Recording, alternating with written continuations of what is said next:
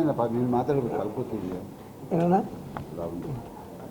ಎಲ್ಲ ನಮ್ಮ ಮಾಧ್ಯಮ ಮಿತ್ರರಿಗೂ ಹಾಗೂ ನಮ್ಮ ಮಾಜಿ ಅಧ್ಯಕ್ಷರುಗಳಾದ ಗೋವಿಂದಣ್ಣನವರು, ನಮ್ಮ ಪದಾಧಿಕಾರಿಗಳಾದ ಪ್ರವೀಣು, ಕುಮಾರಣ್ಣ, ಖಜಾನ್ಸಿ ಮಹಾದೇವನ, ನಮ್ಮ ವೈಸ್ ಪ್ರೆಸಿಡೆಂಟ್ ಶಿಲ್ಪಾಚನ ಸ್ವಾಗತ.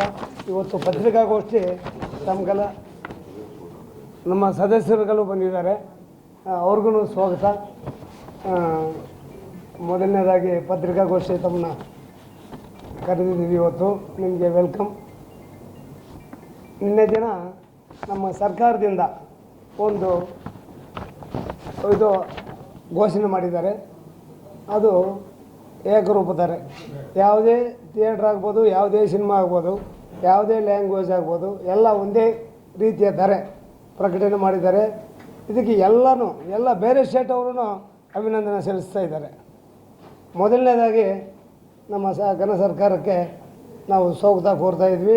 ಅವ್ರು ಏನು ನಮಗೆ ಇವತ್ತಿನ ದಿನ ಇದು ಹೊರಡಿಸಿದಾರಲ್ಲ, ನೆಕ್ಸ್ಟ್ ಇದು ಆರ್ಡ್ರಿಗೆ ಬರುತ್ತೆ, ಮುಂದಿನ 15 ದಿನದಲ್ಲಿ ಜಾರಿ ಆಗುತ್ತೆ. ಆದರೆ ಇವತ್ತು ಘೋಷಣೆ ಆಗಿದೆ, ಎಲ್ಲ ಡಿಪಾರ್ಟ್ಮೆಂಟ್ಗಳಿಂದ ಮುಂದೆ ಹೋಗಿ ಇನ್ನೊಂದು 15 ದಿನದಲ್ಲಿ ನಮಗೆ ಜಾರಿಗೊಳಿಸ್ತಾರೆ. ಇದನ್ನು ಅನೇಕ ವರ್ಷಗಳಿಂದ ಇದು ಪೆಂಡಿಂಗಲ್ಲಿತ್ತು.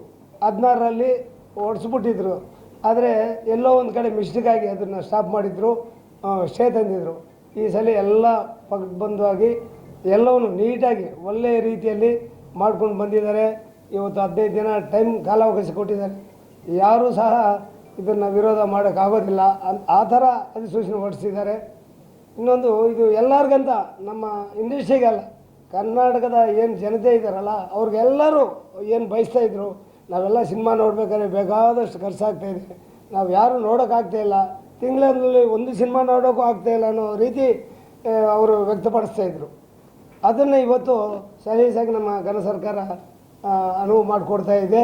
ಅದಕ್ಕೆ ಎಲ್ಲರೂ ಶ್ಲಾಘನೆ ಹೇಳ್ತಾಯಿದ್ದಾರೆ.